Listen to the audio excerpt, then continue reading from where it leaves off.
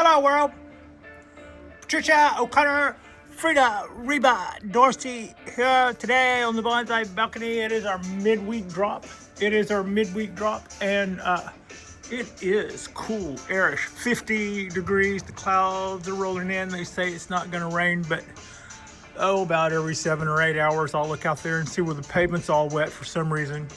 Could have just been a heavy fog, but I digress.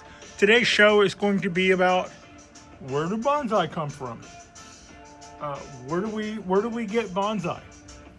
As this hobby that we share as an interest, where does this originate?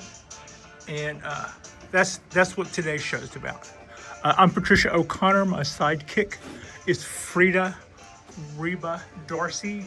This is the Bonsai balcony, and today we are in, or as most days, we are in Alameda, California on it's January, towards the end of January. We got about a week of what seems like the longest month in history, and our weather has been a mixture of chilly, breezy, and warm. So today we're in the 50s.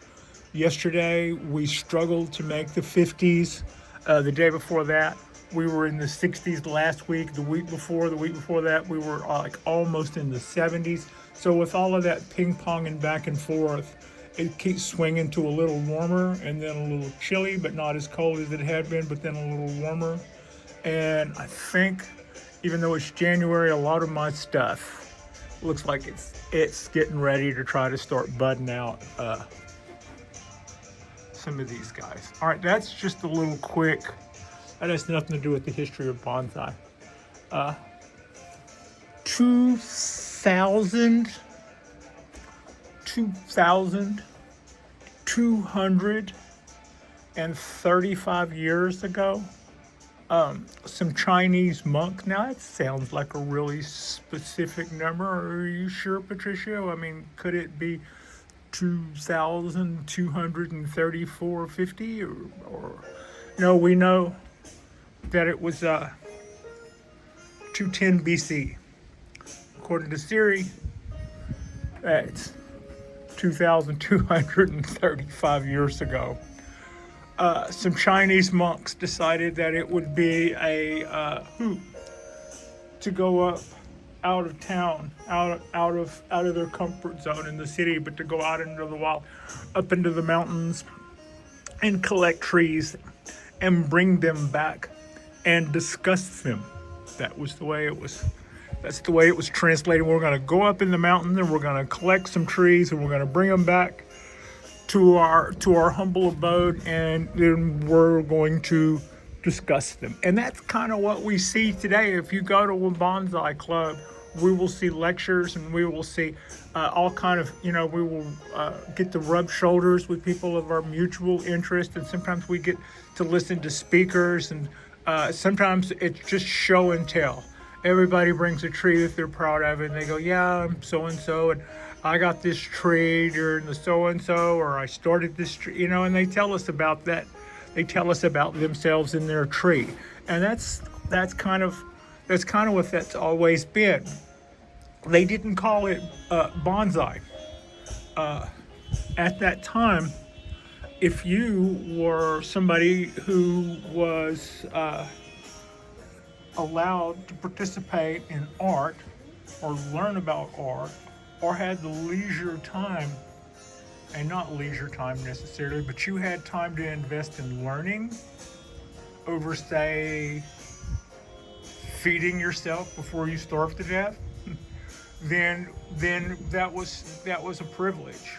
And you might be a person who was from a wealthy family, so you got to learn things, and you got to dabble in art and poetry and gardening and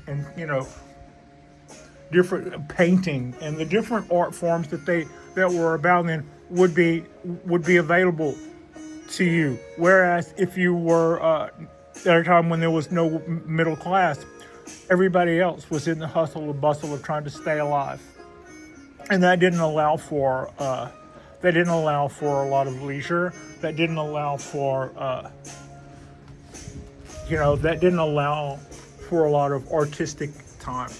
So the people who were allowed to participate in this were either independently wealthy, or another way that you could escape poverty would be to go into the service, or go into the monastery, whatever that was. That's a catch-all term from Pat.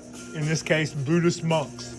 Buddhist monks were the guys who 2,235 years ago decided that they would go up into the mountains. And the group of people who would do this were referred to as literati. And the trees that they collected and planted in their bonsai, in their pots, that were Chinese bonsai pots at this time, were also bigger than what they were usually deeper. I think that when we see a lot of drawings and stuff from those, we would consider those training pots, I believe. That's just my take on it. I haven't heard somebody who is wiser than I except state just what I had said. Chinese pots back then were bigger, Japanese pots were smaller.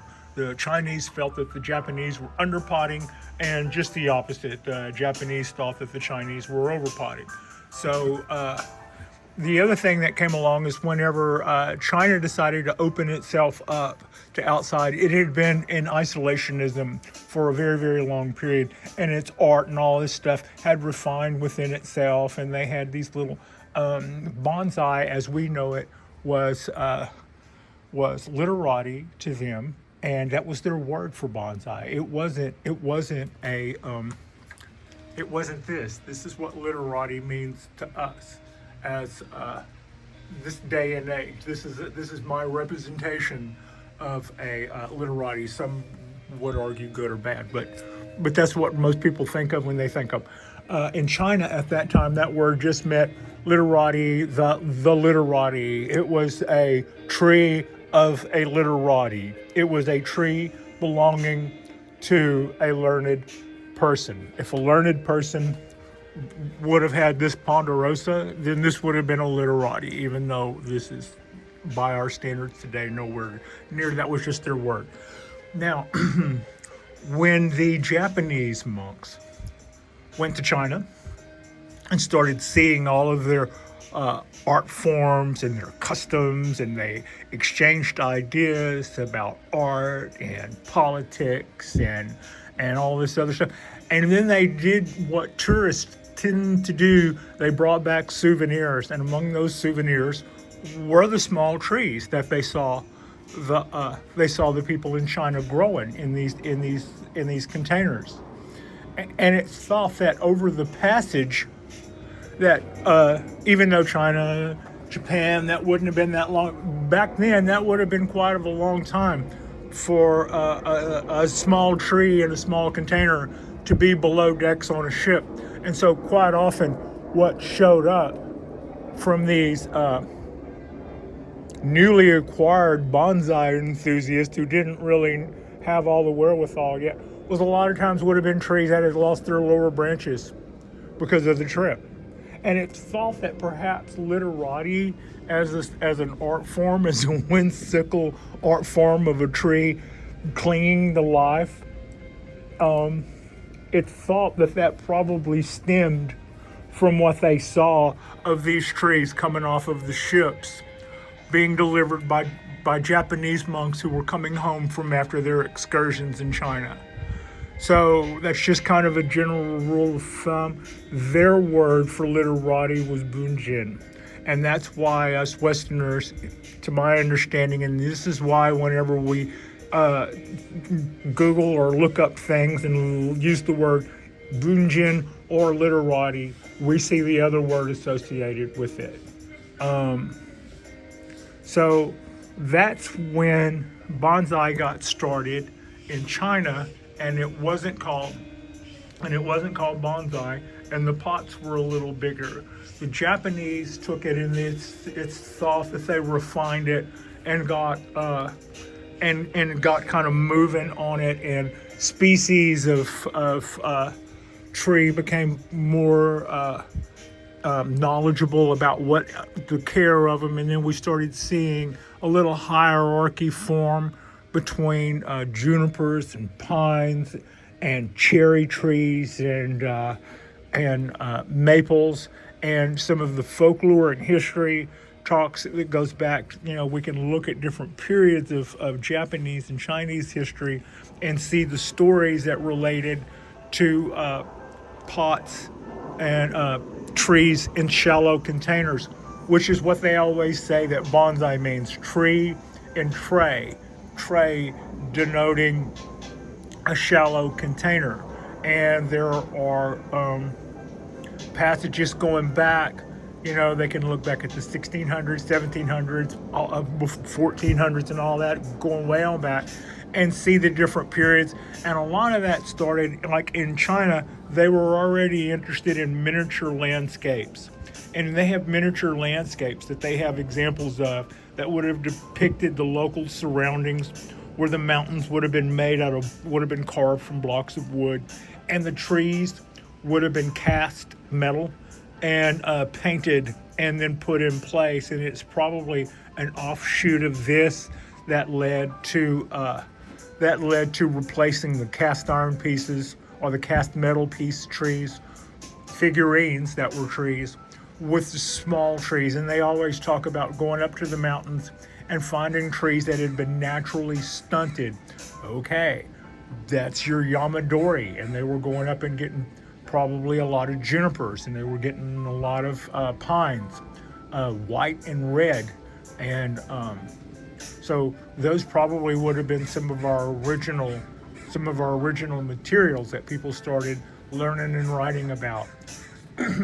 From there, in Japan, in the 1600s, they started having exhibitions that were yearly events, and it became so popular. There was a point in time when azaleas were all the thing, and they were saying it was written somewhere that everybody had to have an azalea bonsai, even if they were so poor that the only thing they had to pot it in would be a conch shell.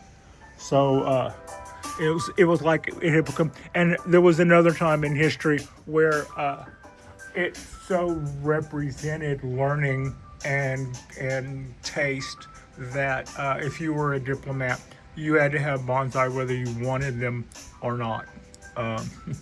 So to that end, one of the emperors, upon building a new palace and stuff, displayed his bonsai collection to the world, both on the palace grounds, inside and outside. And that was several hundred years ago, and those trees are still on that spot. Some of those trees, that garden still exists today. Some of the oldest bonsai trees that have been kept and collected all this time, I think, were white pines, about 500 years old. If you once you get into bonsai a little bit, you can see that different countries will have their take. I used to be a collector of man-made goods. Like, I was a collector of a very, very, very specific motorcycle. And it was a time in history, so we would all look at these very old brochures and look at the color and look at, that's how we would be accurate about our restoration of these motorcycles. And yet years of looking at people's different restorations of the exact same thing, you could see a difference between one restored by an enthusiast in Mexico over an enthusiast who looked at the same brochure and did his restoration, but he lived in Tokyo. Our influences will leave their mark. So whenever you take something and present it to a different culture, you'll see different takes. In Vietnam, for instance, the bonsai trees are huge. You can walk up to a bonsai tree with a ladder on your shoulder, open that, and then use that ladder to walk up under the pot, and then raise the ladder up and set the ladder up, and now you're using the ladder to prune the limbs and stuff. And if you ever sell that or move that, a big flatbed truck shows up and a crane, and then next thing you know, people are riding on the tree with big poles in their hands as it goes down the road, and they're lifting up power cables and stuff. So what is bonsai is a little diverse. Also, in Vietnam, it would be a custom there. They don't use the same clay rules or stats that we use. A lot of their bonsai pots are made out of cement, but they're very ornate about the way they go about it, and a lot of times they're sitting on pedestals. Yeah, you can just go from one little kind of place to another, and you will see that different countries have different influences. But I think that one thing that good bonsai tends to have in common is it seems to be that it keeps close the practices that we've all learned. We all tend to strive and appreciate the same things in a tree, and we're all striving to bring that out in these trees. So from China, something that started off as for the learned, the literati, and their trees in their gardens, we get a group in Japan who takes on this hobby and adds their own refinement to it and calls it bonsai. And then from there, it gets exposed to the world. I believe it was the Chicago World's Fair where bonsai showed up in the United States. John Naka is credited with the person who basically brought bonsai as a practice and a beautiful art form to the United States. I think he was a California resident. And we see examples of people doing this. The first example of a Westerner doing bonsai was in the 1600s. I didn't read where he was from, but he had a very English sounding kind of a, John Smith sort of name. And I say that because I don't remember what his name was, but it was, and that was prior to the 1700s. It was likely a diplomat or something at the time. That's just some of what I've learned about the history of bonsai. I'm a history nut. I'm a history nut. I also kind of tend to know a little bit about automotive history and motorcycle history because those were interests of mine growing up, and just any information that comes along just sticks like a magnet. Like and subscribe if you guys have not already. Our next drop will be this weekend when we pick back up with our weekend shows. We'll do something on Saturday, we'll do something on Sunday, and right now we're just kind of hanging out in that limbo that is late winter, which in this part of the Bay Area of California, it's like a big springtime tease for the next couple of weeks. I'm already seeing things bud out. If I were in the Bay Area and I were looking to repot these, it would be a go. We would be a go right now based on that. Unless it freezes again. Anyway, like and subscribe if you guys haven't already. I appreciate you. Little Miss Frida appreciates you.